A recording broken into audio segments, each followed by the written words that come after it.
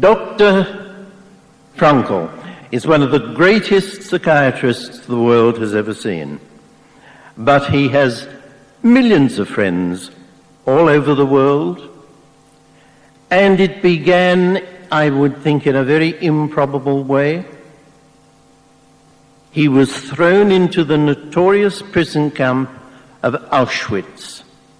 He went through 3 other prison camps as well, and he came out of those death camps preaching a doctrine of life and the value of life in all circumstances, no matter how painful.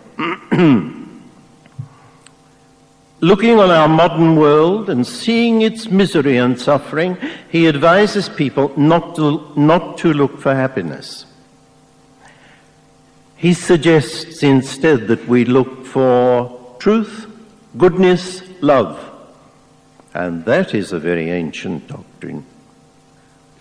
So he's a challenge to our modern world. He's a living legend, he's a paradox. But here is the man himself.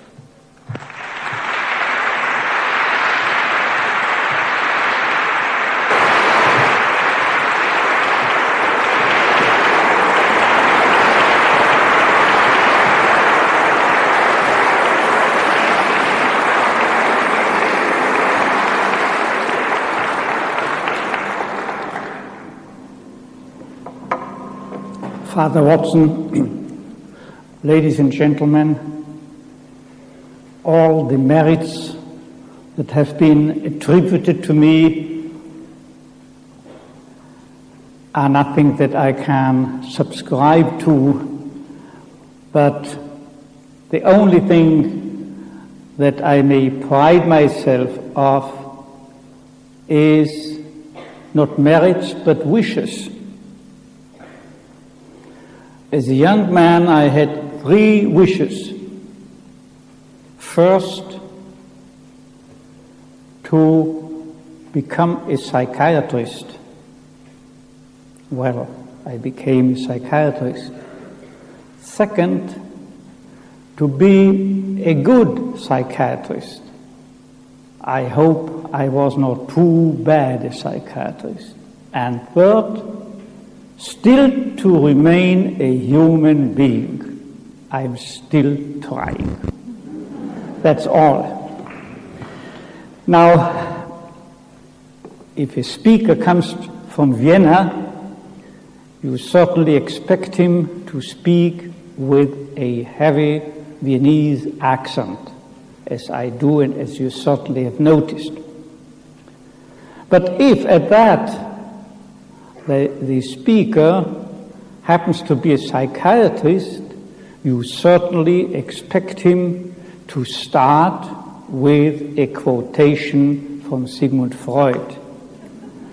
Now, I have to disappoint you insofar as I'm going to conclude this presentation with a quotation from Sigmund Freud. Nevertheless, in order to quote someone, you have to have read his works. And so, of course, I did. I did so even at an early age. But I have not only read his works, but also written myself letters to Sigmund Freud. And I may assure you that each of these letters that I sent to him when I was 16, 17 years of age was immediately answered by him. But I did not only write to Sigmund Freud, I even had an opportunity to talk to him. In fact, I met him, this was the case in 1924, and when I introduced myself to him, my name is Viktor Frankl, he said, Viktor Frankl, Czerningasse, the street, number 6, house number 6, door number 25, second district of Vienna. Is that correct? It was absolutely correct. From our year-long correspondence when I was a high school boy he had remembered exactly my address. So good was his memory. Now I mentioned, and it had been mentioned by Father Watson, that in 1924, a paper I had enclosed to a letter of mine, a short manuscript, without thinking of a possibility that this be published, but he immediately reacted by asking me the permission to forward it as a manuscript for an article to be included and published by the International Journal of Psychoanalysis, and so it was published actually. 1 year later already, I was shifted to the Society of Adlerian Psychology and published 1 year later in the International Journal of Individual Psychology, also upon the invitation, in this case, by Alfred Adler. Anyway, I may be called a fast reader in this respect of publishing. Now, all the more, and this is the reason why I was offering these anecdotal items and data to you, the reason was that I wanted to confront you with the fact that there were two different views on man implied in the respective teachings of Freudian psychoanalysis on one hand, and on the other hand, of Adlerian psychology. The concepts of man, however, were not only differing from one another, but even more, they were contradicting each other. And now the question is, how should we approach this fact of contradicting views offered to our option? Now, if you allow me to try to simplify matters, certainly also to oversimplify them, I would like to show you how I see this. Because not only the psychotherapy, or for that matter the psychology, or for that matter the anthropology, the theory of man, that is, the concept of man, is contradicting each other, but more than that, the book, wherever and whenever you open, as it were, the book of reality, you are confronted with contradicting views, with contradicting pictures of reality. Let me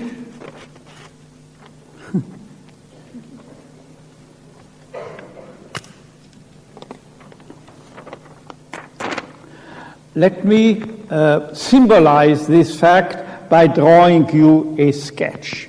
This here is the book of reality opened by you. On the left page, let me symbolize it by a square. Reality is depicted by way of a square. On the right page, however, it be symbolized in this setting of this diagram as a circle. Now we know since our school years that the age-old problem of squaring a circle has remained unsolved until today. And in fact, how shall we cope with these contradicting views on reality? Look here. What about turning this page into a perpendicular or orthogonal position? At the same time, you notice here we have the square, and here we have still the circle. And at the same time, you notice that this square And this circle may well be regarded as the geometrical projections of one and the same thing, a solid, that is, namely, a cylinder. These are the projections into the side view on one hand and into the ground plan on the other hand. In other words, what now happened is that we notice that the contradictions do no longer contradict the oneness of that which has been projected into the lower dimensions. That is, the three-dimensional cylinder projected into the two-dimensional plane, ground plan, and into the two-dimensional side view is not losing one dimension, the spatial dimension, but even more. It has been, it winds up in contradictions.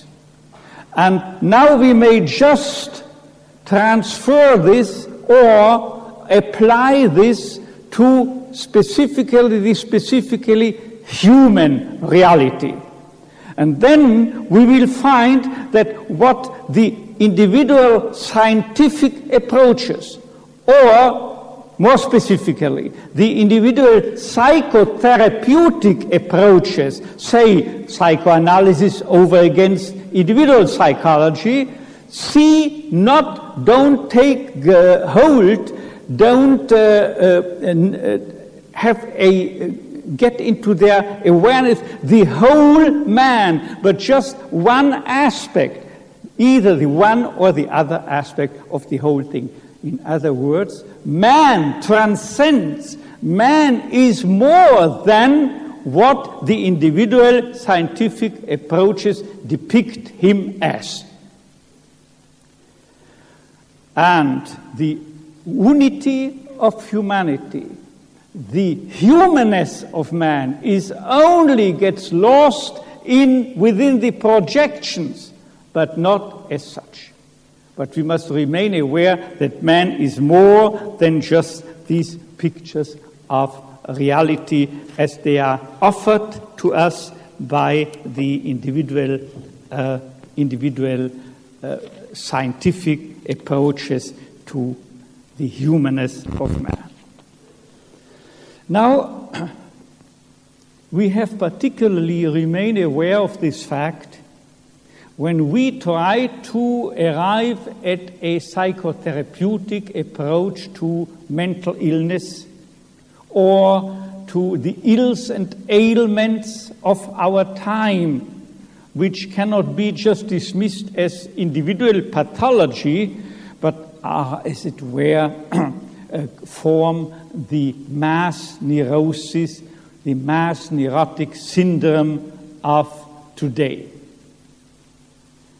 Or to put it in another vein, if for no other reason, we have to enter the next dimension, the human dimension, over against the psychological and biological, the psychoanalytic or the Adlerian view. We have to follow man into the dimension of the specifically human phenomena, to get hold of his very humanness. If for no other reason, I said before, we have to do so in order to get hold of those resources which can be found because they are located only in the human dimension, the next higher dimension that is. Because we have to we have to muster these resources, these specifically human properties, in order to incorporate them into our therapeutic armamentarium. Now, there are two such specifically human phenomena, or better to say capacities, we are in bitter need of whenever we have to deal with mentally ill patients or people, normal people, as I have to elaborate on, normal people, not pathological people, normal people who suffer from the loss and lack of meaning and purpose as it is so widespread in our world today. The first such resources, the first of the specifically human capacities I'm referring to, is what I would like to call man's capacity of self-detachment. This means man is capable, in contrast to other animals, to detach himself not only from the outer world, one way or another, but even from himself, to distancing himself from himself. This capacity plays an important role in that teaching that is called logotherapy, inasmuch as it is underlying a logotherapeutic technique called paradoxical intention, a technique that today is on a worldwide scale already applied by psychiatrists, psychologists, and so forth. Let me just invoke the fact that Dr. Medlicott in New Zealand, is head of a psychiatric university clinic, had published about 15 or 20 years ago already a paper on the application of this logotherapeutic technique to cases of phobic conditions, anxiety neurosis, and compulsive obsessive conditions. In the meantime, this technique has already been used at various universities around the world. Moscow University is using this technique, is teaching logotherapy, as well as South American, Latin American, Central American, and of course clinics, universities in the United States. But particularly in Canada, there was about 15 years ago the start of experimental validation of paradoxical intention, as this technique has been called. I developed it late in the 20s and started publishing on it already late in the 30s. And in Montreal at McGill University, four psychiatrists had made experiments with people who applied this logotherapeutic technique on themselves.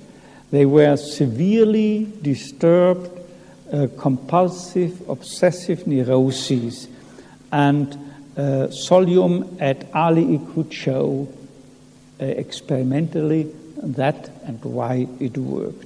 More recently, the follower of Wolpe, W-O-L-P-E, the actual founder of what has come to be called behavior therapy, the follower of Wolpe at the chair of the University in Philadelphia, Michael Asher, has for about 12 years not ceased to come up with ever new and refined ways to make controlled experiments with the logotherapeutic technique of paradoxical intention, to show he is from his background a pure behaviorist, but to show that also within behavior therapy, paradoxical intention can not only be applied, but should be applied in certain areas of neurotic illness, because it proved to be superior to other behavior modifying techniques in certain cases. Now, what I wanted to point out by this is that the human capacity to detach oneself from oneself manifests itself, last but not least, in what is called a sense of humor. Humor, too, is a specifically human property. No other animal is capable of laughing. And that way, the sense of humor can be mobilized and used within our therapeutic armamentarium only if we, as I put it before, have followed man and entered the human dimension as a dimension which is superior than the merely biological or psychological or sociological dimension in which human phenomena may be projected. And if you have not entered as the strictly behavioristically oriented psychiatrists do, if they don't venture to enter the human dimension, they get lost of this property, of this resource, therapeutic resource, because they cannot, on the grounds of experimentation with rats or rabbits, they never are capable of using humor, because humor is human and no other animal is not accessible to any other animal. So you see that all this, that is so-called dimensional ontology, as I've called it, is down to earth applicable to actual medical psychiatric practice as well. Now, more important, of course, is what we meet in the specifically human dimension as perhaps the most specifically human thing that exists at all. And this is what the title of this, my presentation of today, is saying, is pointing to, namely, the will to meaning as the actual, as the basical human motivation. In other words, that man is basically concerned not, as the previous schools were teaching, with power, will to power, with pleasure, man as a pleasure-seeking animal, or as we might call it as well, the will to pleasure, but rather with the will to meaning. But if you look at a shorter distance, closely to the question at hand, you will find what stands behind the will to pleasure, what stands behind the pleasure principle, as Sigmund Freud called it. Actually, Freud, on several occasions, said explicitly that the seeking of pleasure is actually an attempt to get rid of tensions within that closed system that he called the psychic apparatus. Within this system, an individual is trying to get rid of all the tensions that may be aroused by drives and instincts, or by conflicts and complexes, or by the mutual fighting of ego and superego, or by the conflict between an individual and the surrounding society and its precepts. And in order to get rid of all that, an individual seeks homeostasis, as the biologist Cannon at the verge of this century called it. Homeostasis, inner equilibrium, that is. So, an individual is basically, in the final analysis, seeking pleasure in order to get rid of tension. And now what about the individual psychological view on man? Here also we have to deal with a concept of man according to which man is concerned with something interior, with something intrapsychic within his psyche, as it were. Not homeostasis and freedom of tensions in equilibrium. But in the case of Adlerian psychology, man is seen as a being that is afflicted a priori with inferiority feelings. And in order to compensate these feelings, to get rid of these feelings and the tensions aroused by these feelings, man is striving to compensate, better to say overcompensate, this inferiority by a striving for superiority, or for that matter, by a will to power.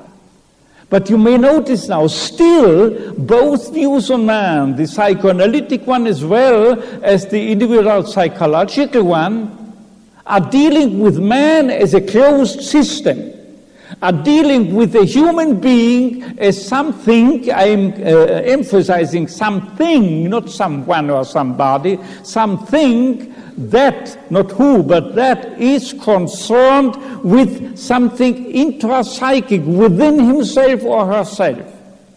But actually, man, the human reality, is signed, has the signature, has the property, deepest property conceivable of what I call self-transcendence. Being human, as I would like to define, means pointing to or relating to something other than itself, something other or someone other than oneself. Namely, either a meaning to fulfill out there in the world, not within himself or herself. A meaning to fulfill, or on the other hand, another human being lovingly to encounter. Now, you should not think that is this, what I've now elaborated on and tried to convey to you, is something absolutely far away from another movement in the field of psychology, which is called humanistic psychology. Perhaps the actual founder of this movement, as you, some among you might know, has been the late Abraham Maslow. And Maslow, in a comment to a paper of mine he had asked me, for which he had asked me in order to be published in his Journal of Humanistic Psychology, about nearly 20 years ago, in a comment, he stipulated explicitly that what Viktor Frankl calls the will to meaning is the primary concern of man, he admitted. So he was not, he was perfectly susceptible to accepting this motivational theory I had developed. To be sure, in spite of all my great admiration for this great scholar, I venture to declare that some of his motivation theories have not been totally acceptable to myself. I particularly would like to refer to his theory of a hierarchy of needs. You know, first the hunger has to be stilled, then love has to be offered, then sexual relationships, and then there is, among others, for instance, security, the need for security. And only if the lower needs have been satisfied, man will be prone also to develop or even to satisfy, if possible, the so-called higher needs, higher within that hierarchy. For instance, the need for meaning. But not theories, but practice have shown that things are different. I wonder if you can imagine any situation that involves more insecurity, amounting to total insecurity, to extreme insecurity, any situation other than the situation of a prisoner in the concentration camp Auschwitz. And precisely there you could notice that the need for finding a meaning to this very extreme situation, to all the torments and sufferings there, is what was besieging, was plaguing, was burning under the fingernails of the prisoners of Auschwitz. Because Tyson, a man who had studied the thousands of policemen from Denmark that had been brought to Auschwitz as prisoners, he studied what turned out finally after the war as far as they could survive Auschwitz, and he found out that it was astonishing and the greatest surprise to him to see how few suicide attempts had been made there in Auschwitz, in view of these extreme suffering situations. And this was because people did not despair, but particularly the patriots, the policemen of Denmark, were so strongly imbued with the will to survive, with the will then to continue their duties and so forth, that this will to survive for the sake of a meaning in the future rescued their lives to some amount at least. I said they did not despair. Despair is what underlies a suicide attempt. But despair must never be identified with suffering. I'm used to tell my students, to show them the following, as it were, as a quasi equation. D equals S minus M. Despair is suffering without meaning. At the moment that you add a meaning to your suffering, at the moment you are capable of bestowing a meaning onto your suffering, you are spared despair. I'm not weary of telling my audiences something that, forgive me to be so repetitious, I've already 9 years ago had an opportunity to tell my audience at a lecture to give at Monash University. Namely, the story of a general practitioner, an elderly gentleman, who once visited me in my office, in my hospital, many decades ago, because he was not able to overcome the loss of his wife, whom he had loved above all else. Now, he said, actually, Dr. Frankl, I cannot tell you why I came to you, because you can't help me, you can't revive my wife after all, and I myself could have had an opportunity to write out a prescription of a tranquilizer or whatsoever, but I just wanted to talk with you for a few minutes. Now, what should I have done? It was nothing left to me but to come up with a question. I asked him a question. I asked him, Doctor, what would have happened if not your wife, but rather you yourself had died first? Oh, he said, how this would have been terrible for her, how much she would have suffered. And it was just left to me to continue by making the following remark, Doctor, you see, this suffering, your wife has been spared. And after all, it's you who have spared her this suffering, to be sure, at the price of surviving and mourning her. At that moment, his suffering had been bestowed with a meaning, the meaning of a sacrifice that he owed to his wife. There was no longer despair. There was still suffering. The fate could not be changed, but it had been bestowed with a meaning.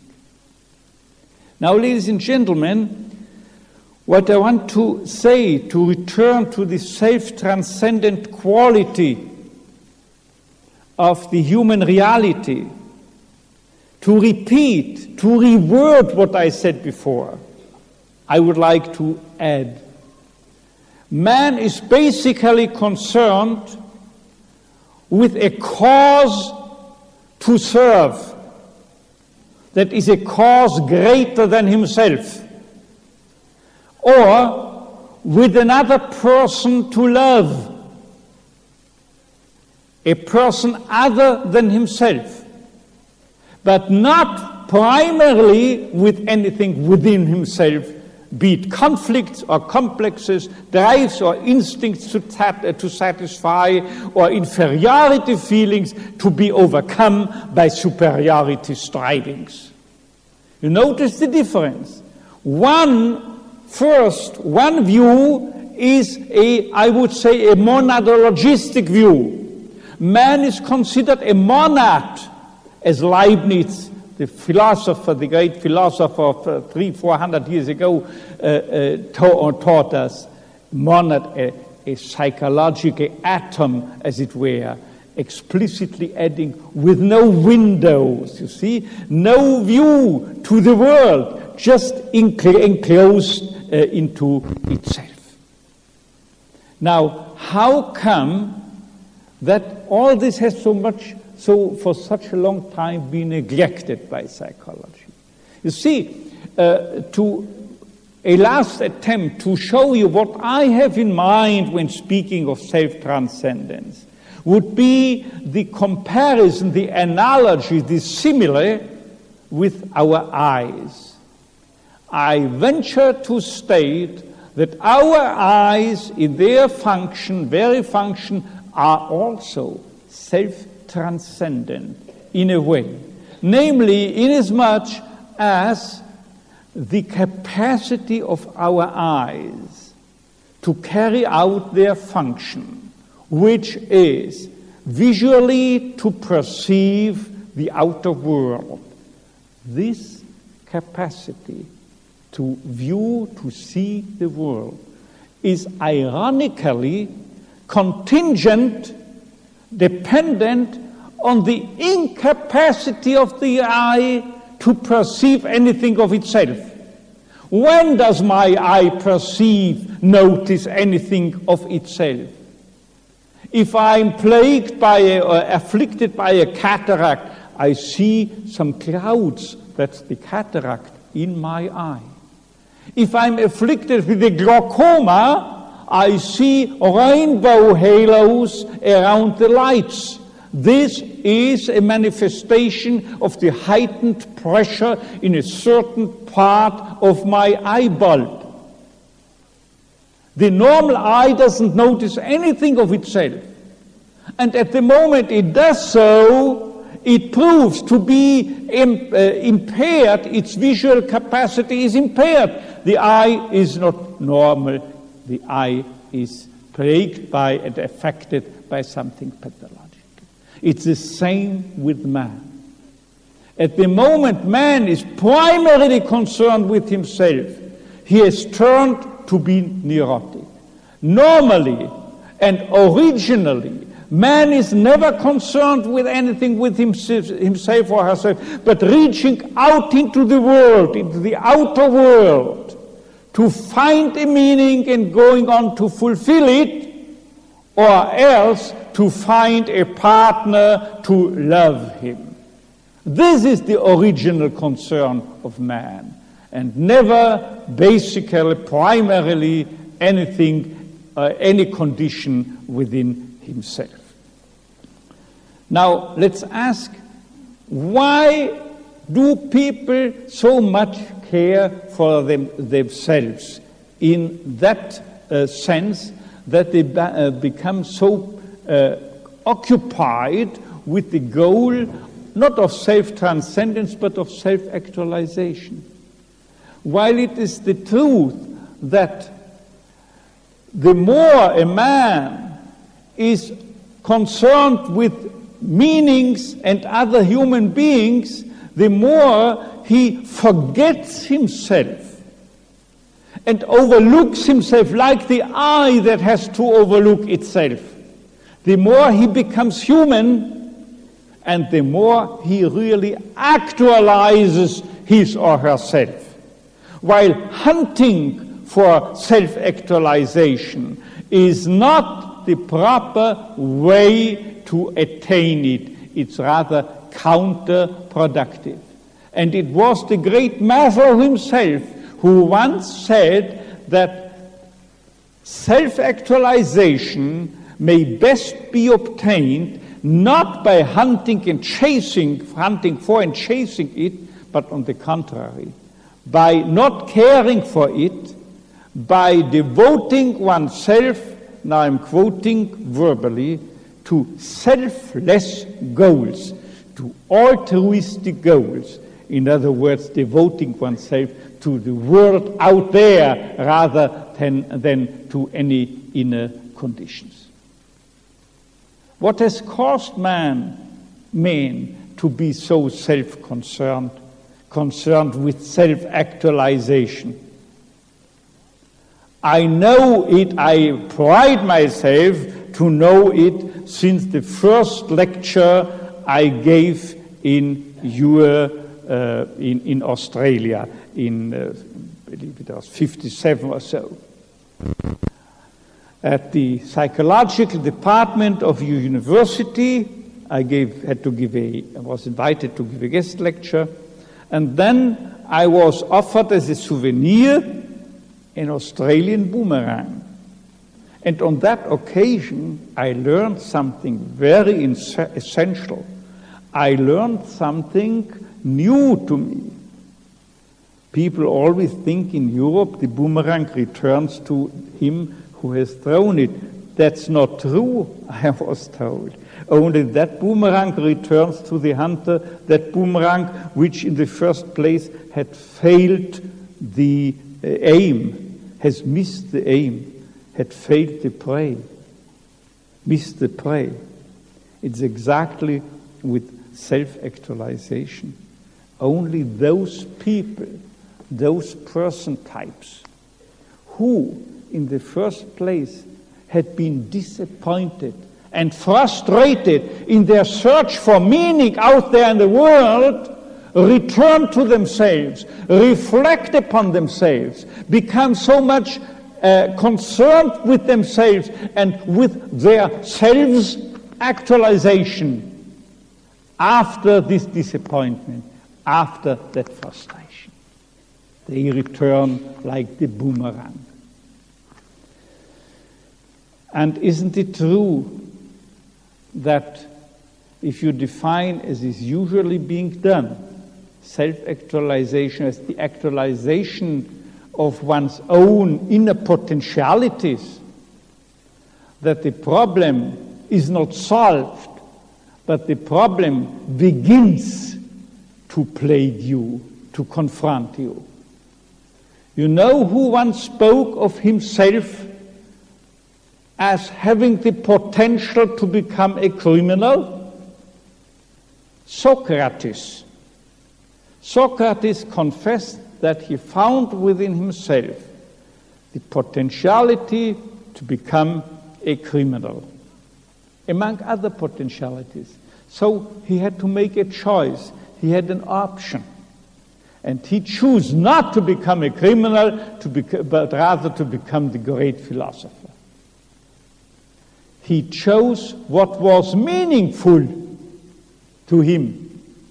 In other words, the meaning problem is of primal importance, while the self-actualization at any price of any, indiscriminately of any potential, is not the solution, but constitutes an additional problem in its own right.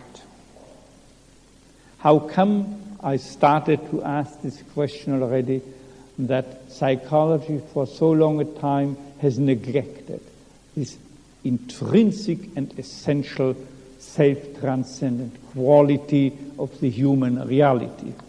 Let me also try to visualize this problem. You see, if we start with a modified form of the Heisenberg principle, you know, the great physicist and Nobel laureate Heisenberg stated, to reword it, that any observation implies automatically an alteration of that which is being observed.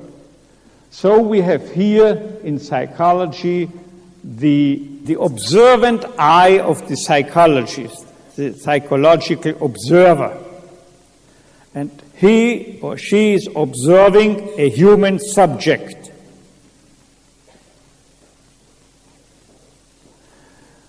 By observing it, he is changing it into something, turning it into something different. Namely, he is making the subject into an object of observation. But alas, it is the most intrinsic property of a subject as such, of a human person as such, that it is relating to objects of its own. This is what is called in philosophy since Brentano, Husserl, Scheler, Heidegger, intentionality. Intentionality is actually the cognitive aspect of self-transcendence.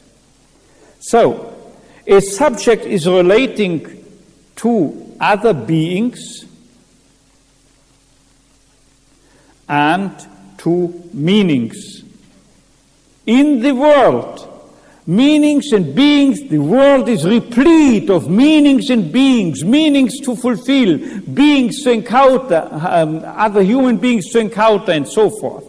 And these beings and meanings, after all, constitute the reasons to act, to behave.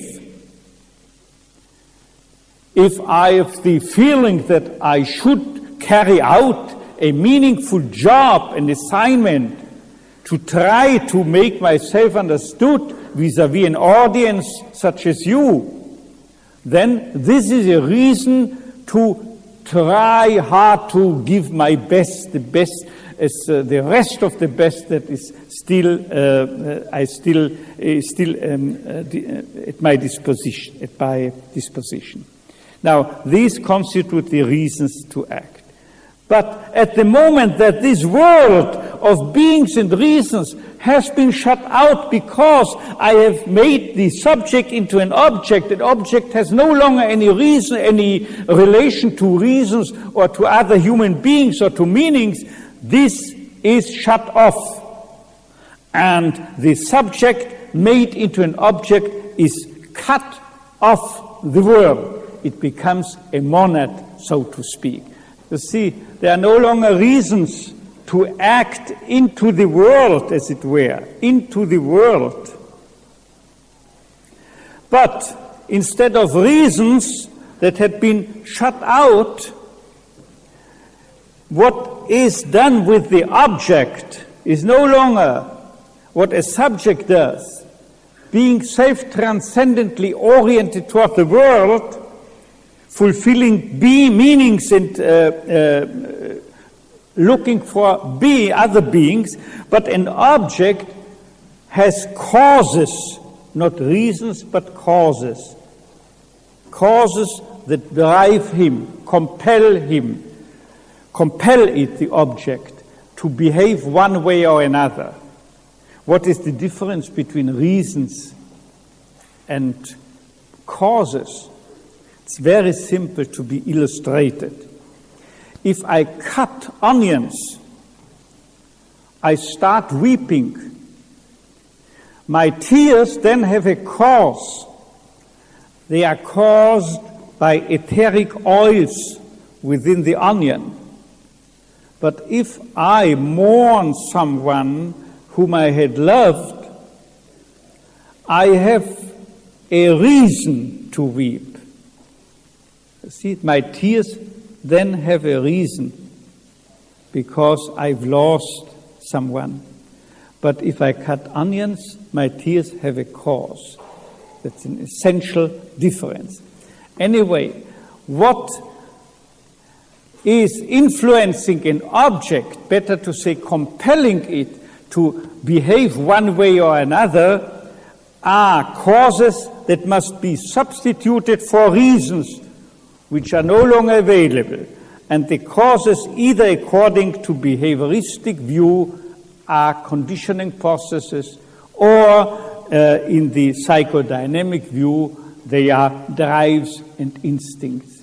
In any event, it is no longer a reason to act into the world, but then either an individual is seen as reacting to stimuli or up-reacting drives and instincts, conflicts and complexes, but no longer acting into the world. So we are confronted with the triad of motivations. Acting into the world, and the worldless being either abreacting drives and instincts or reacting to stimuli. Now, within the so-called humanistic psychological movement, there is one school that calls itself Gestalt therapy, which must not be confounded with Gestalt psychology. It's the school of Frederick Perls, who started his career as a Freudian analyst and then built up his own way of looking at the human person.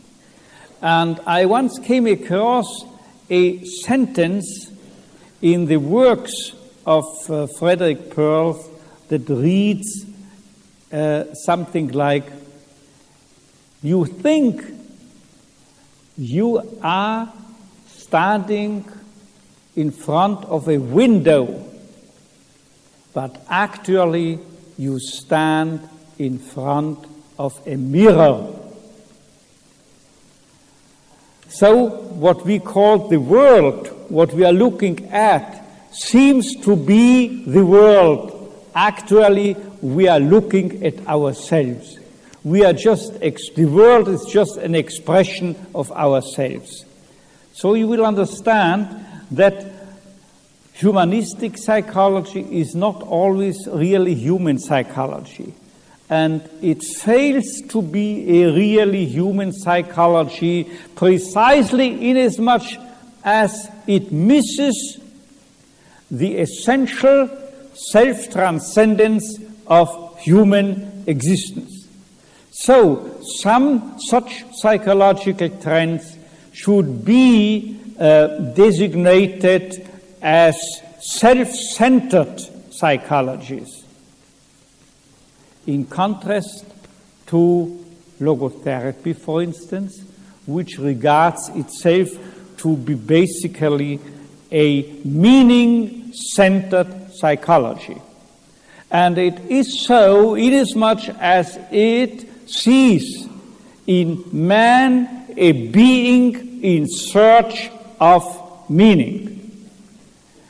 But precisely this human search for meaning is today more often than not being frustrated. People are suffering on a worldwide scale, suffering from a feeling, an abysmal feeling, one might say, of meaninglessness, which is accompanied by a feeling of emptiness, by that condition which I've come to term the existential vacuum. This existential vacuum has two main aspects. First, boredom, and second, apathy. You may define boredom as a loss of interest in the world, and apathy you may define as the lack of any initiative to change something in the world. What has caused this state of affairs? I would say in an oversimplifying manner that our industrialized society is out to satisfy each and every human need. And in the form of consumer society, it even tries to create ever new needs to be satisfied. While the most human need, the need for meaning, remains frustrated.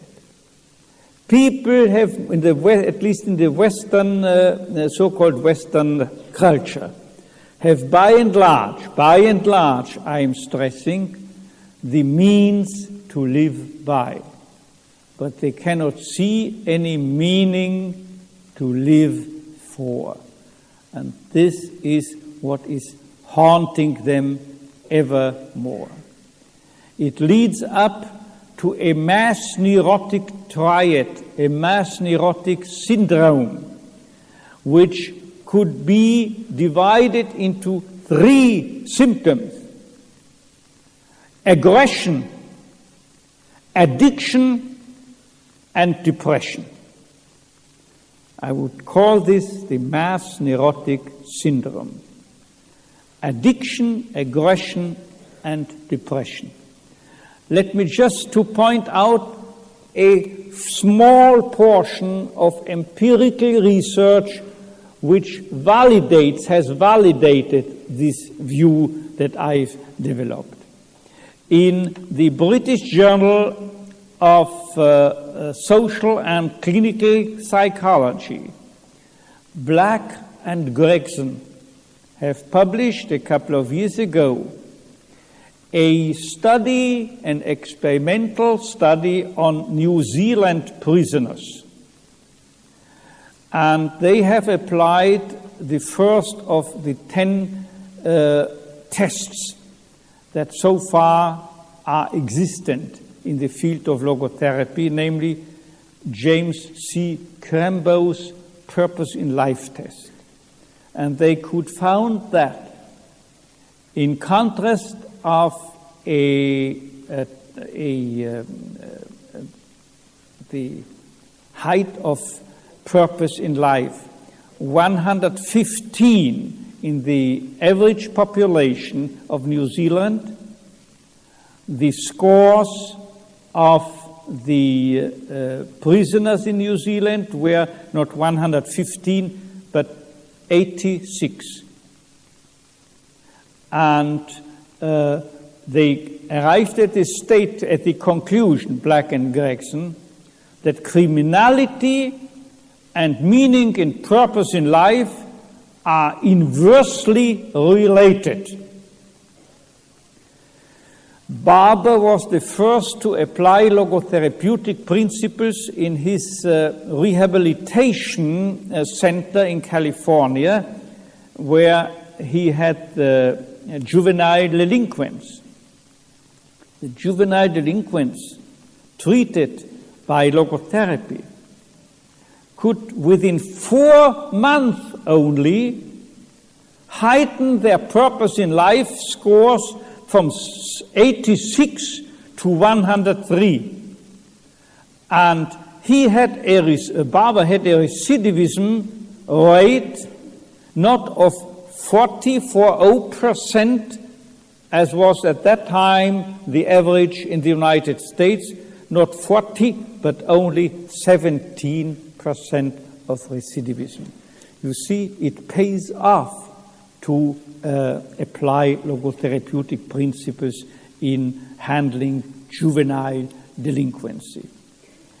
Now, so far for shortly, just sketchily for aggression. Now about depression. The despair, suffering without meaning, results more often than not unfortunately, in suicide attempts. Now, do not misinterpret what I have said and I'm going to say.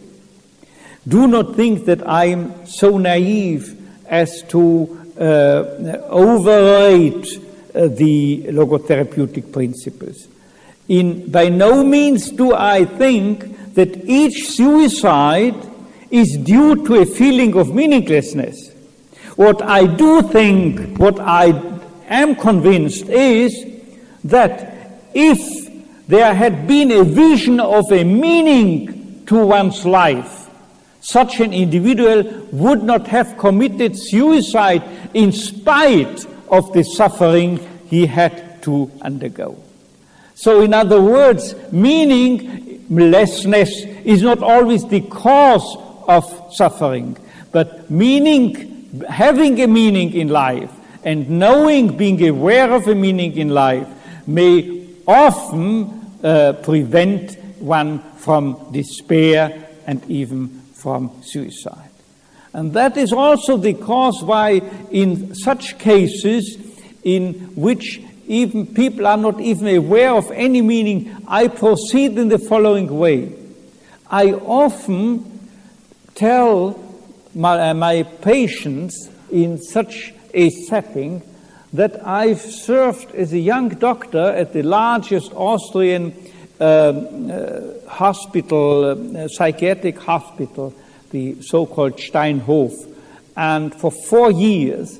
And throughout this period of time, I had to run the pavilion in which female patients, after having attempted suicide, were institutionalized.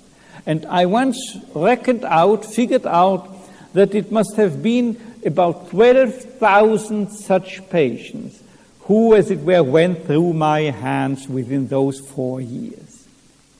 And this I'm telling my other patients and tell them that again and again it happened that such individuals told me that they were happy that their suicide attempt was not successful, because weeks, months, often years afterwards, it turned out that their problem did find a solution, that their life still had a meaning, that their life still was worthwhile, but they could not know in advance. And then I continue and ask my patients, now, who can guarantee that in your case this will not happen?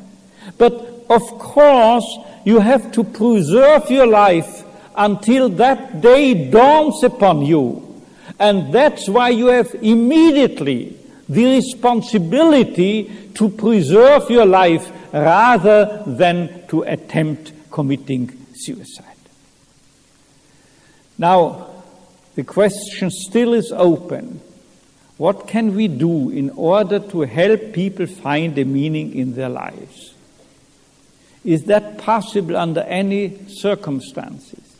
You see, what we in logotherapy, which is after all a psychiatric, a medical approach, or for that matter a psychological approach to psychological suffering, what we mean whenever we speak of meaning is not anything up to heaven, but something perfectly down to earth.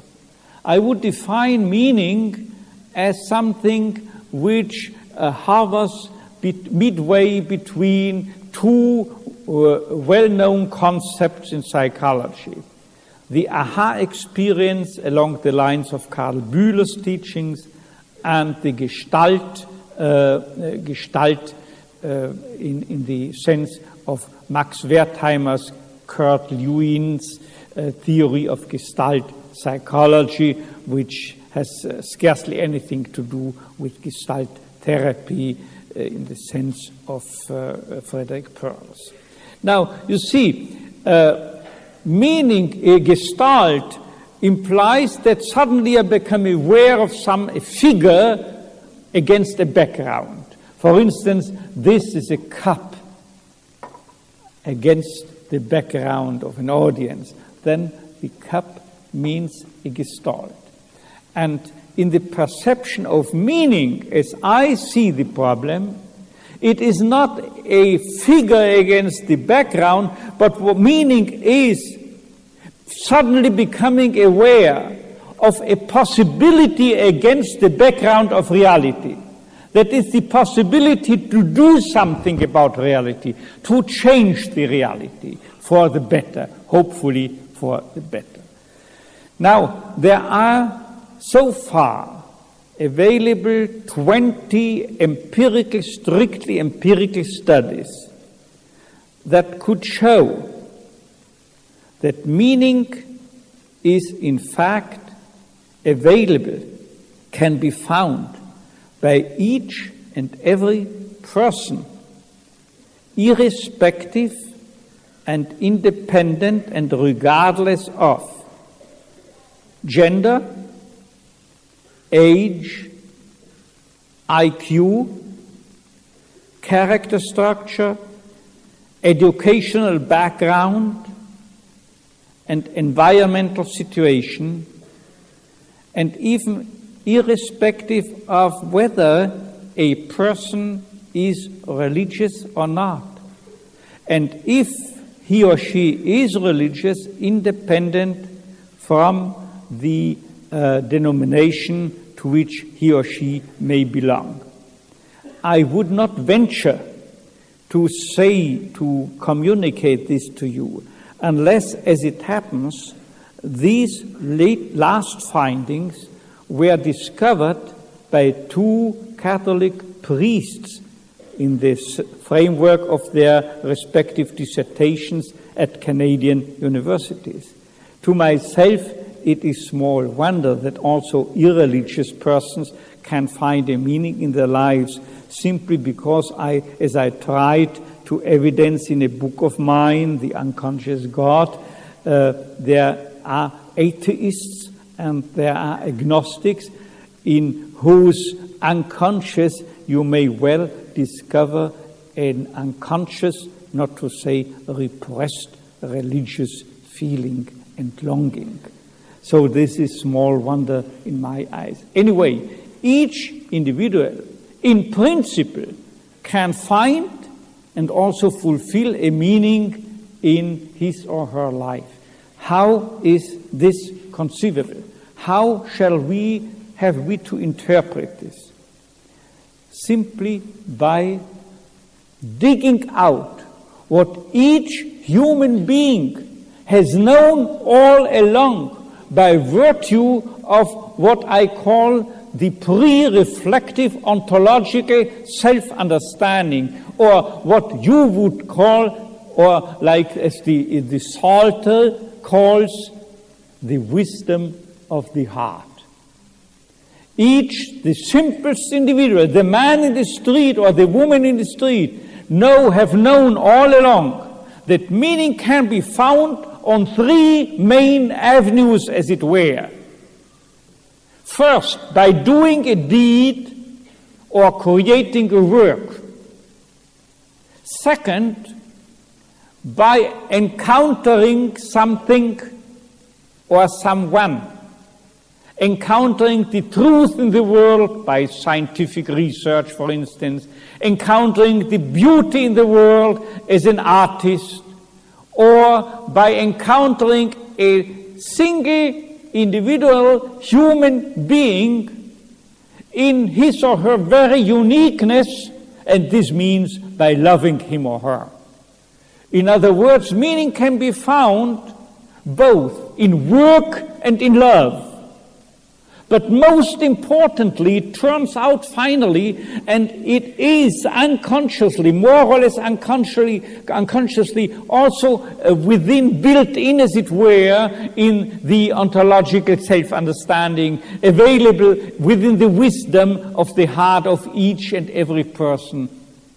That even where neither love nor work is available in a satisfactory manner, meaning can be found even in distress, in situations of extreme suffering, provided, to be sure, that suffering has been unavoidable. As the helpless victim of a hopeless situation, being confronted with a fate that I can no longer change, say with an inoperable cancer, with any sort of handicap, or with any disease or whatsoever that is incurable, up to the last moment, I've always the possibility to turn a personal tragedy into a triumph on the human level. Let me illustrate this by quoting from the book of a West German bishop. I once came across the following story in Bishop George Moser's book. A few years after World War II, a doctor examined a Jewish woman who wore a bracelet made of baby teeth that had been mounted in gold. A beautiful bracelet, the doctor remarked. Yes, the woman answered. You see, doctor, this tooth here belonged to Miriam, this one to Esther, and this one to Samuel. And she mentioned the names of her daughters and sons according to age. 9 children, she added, and all of them were taken to the gas chambers. Shocked, the doctor asked, "How can you live with such a bracelet?" And quietly the Jewish woman replied, "I'm now in charge of an orphanage in Israel." Now you may understand what I had in mind when I said turning a tragedy into a personal triumph. Turning, you may say as well, a predicament into a human achievement and accomplishment. There is a letter I once received from Dean Stark of the University of Texas Medical Center in Houston.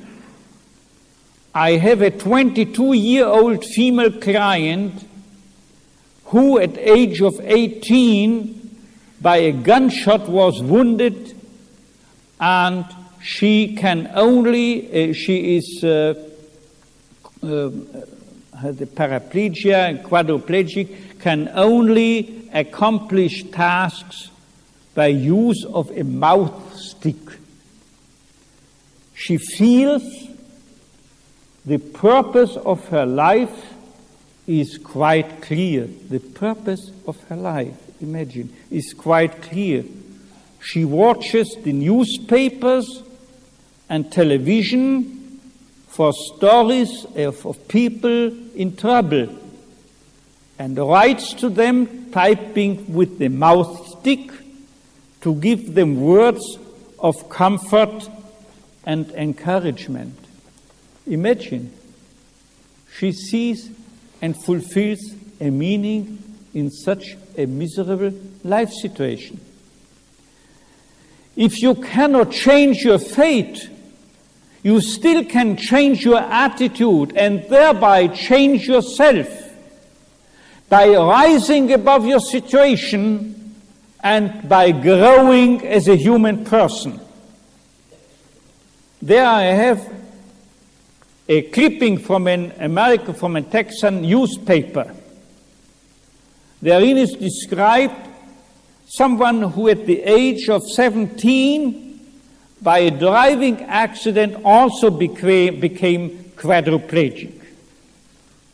This young man wrote a letter to me, and he enclosed this clipping. Therein he says, Dr. Frankl, I've read with much interest Man's Search for Meaning. Even after 4 readings, new insight and substance is gained each time. I am currently enrolled in my first psychology course in college. He has a communication system at his home. He had it a couple of years ago and could attend lectures and seminars and undergo examinations and so forth. I like people and want to help them.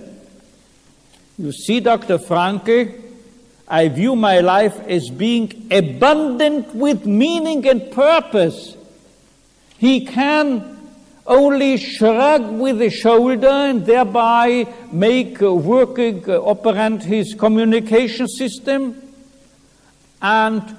or type the typewriter with a mouth stick, also he with a mouth stick, and his life, he finds, is abundant with meaning.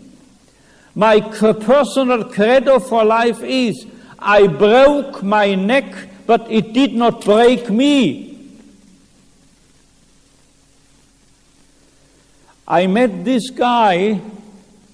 He was flown into Regensburg in West Germany to the Third World Congress of Logotherapy after I had invited him to read a paper there on the defiant power of the human spirit, as I've called this once. He being a witness of this human capacity. And then he says, my handicap will certainly enhance my ability to help others, because without my suffering, the growth that I have achieved would have never been possible. And then he tells me the following. Just upon reading this article he had enclosed to one of his letters, a woman with suicidal intentions decided to stop for at least a moment and to call me.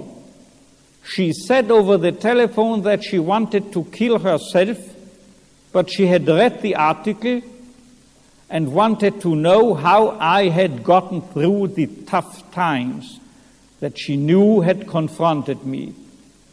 This is what Jerry Long, who had been described in this story in the newspaper, wrote to me.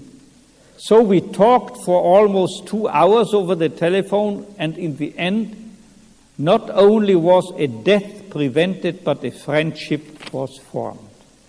And one of his latest letters, therein he says, I have been counseling already at several local hospitals with excellent results. He boldly says, and in the next paragraph of the same letter, he modestly adds, accomplishments, however, are not to be rested upon, but built upon. That is the story of that guy called Jerry Long of Texas. You understand? I'm not preaching. I'm not teaching anything. I'm learning again and again from my own patients and just want to share all this with you. So life may have a meaning literally up to the last moment, up to one's death, But even death does not cancel out the meaning of your life. On the contrary, death adds to meaning to your life. Death gives meaning to your life. Imagine what would happen if we were immortal and could delay everything, postpone everything. If not today, we make it tomorrow. If not tomorrow, next week, next month, next year, next decade, and so forth. This would just put all meaning potentialities away from our lives. See, Hillel once said something that includes all that whatever I could offer you. Namely, there are unique potentialities inherent in each situation confronting us throughout our lives. And we ourselves, each of ourselves, is a unique personality. And the meeting of unique potentialities in the situation and the unique personalities confronting them means that each of us has to consider that his life is irrepeatable, thanks to death, to our mortality. And himself or herself is cannot be replaced, irreplaceable. And at that, he has to live out his or her own self-transcendence. Now, Hillel has put all this in a few simple, clear terms and words without any such technical language, ontological language, by saying, if I don't do it now, when shall I do it? And if I don't do it personally, who will do it? But if I do it only for my own sake, what am I? We could explain. No longer a human being, because I don't any longer carry out the self-transcendence of my own existence. So we spoke of irrepeatable situations whose meaning potentiality can be actualized. But once we have actualized such a potentiality, once that we have really fulfilled such a potentiality, then we have done so not only once, but once and for all, because we have safely deposited it, we have safely delivered it in our past. Nobody and nothing can remove it from our past. It has been done so once and for all, as I put it before. We've rescued everything into the past. In the past, nothing is irrevocably lost, but everything irrecoverably lost, but everything is irrevocably stored and treasured, as it were. Usually, to be sure, we only are aware of the stubble fields of the transitoriness of our existence, but what we do not notice are the full granaries wherein we have deposited the harvest of our lives, the deeds we have done, the loves we have loved, and last but not least, the sufferings we have borne with courage and with dignity. That is why we need not pity any old person, because he has no longer any possibilities in the future. We should envy old persons because they have for long ago actualized their potentialities, and they have fulfilled their meanings in the past and rescued the fulfillment into the past. And when I pointed out before, that there is an unconditional potential meaningfulness inherent in life, I have to parallel this by the unconditional value of each person on the ground of those values and meanings he has already fulfilled and actualized and rescued into the past. This is the basis of the unconditional value of each and every person, and this value is what usually, this unconditional value, what usually is referred to by way of the concept of human dignity. The human dignity is indelible and rests indelibly in each person up to its last moment, up to his or her last breath. And if you do not believe in this unconditional value and dignity of each single person, you owe it only to your personal inconsistency if you do not plead for and in favor of euthanasia strictly along the lines of Adolf Hitler, because he thought that old age or incurable disease or mental deterioration or whatever handicap one might be afflicted with is a reason and a basis to be mercy killed, as the term was at that time. Ladies and gentlemen, I promised you to conclude with a quotation taken from Sigmund Freud. It's the following. Freud once said, "Let one attempt to expose a number of the most diverse people uniformly to hunger. With the increase of the imperative urge of hunger, all individual differences will blur, and in their stead will appear the uniform expression of the one unstilled urge." That much the utterance by Freud. Thanks to heaven, Freud personally was spared getting to know camps such as Stalingrad or Auschwitz from the inside. His subjects on whom he based his assumptions and theories lay on comfortable couches designed in the plush style of the Victorian culture and not in the filth of Auschwitz or Stalingrad. Because there, in Auschwitz, the individual differences to which Freud referred did not blur, not at all, but people became more different. People were unmasking themselves, both the swine and the saints. You see, ladies and gentlemen, up to a couple of years ago, I was always hesitating a bit when I mentioned this fact and was referring to swine and to saints. We no longer need hesitate.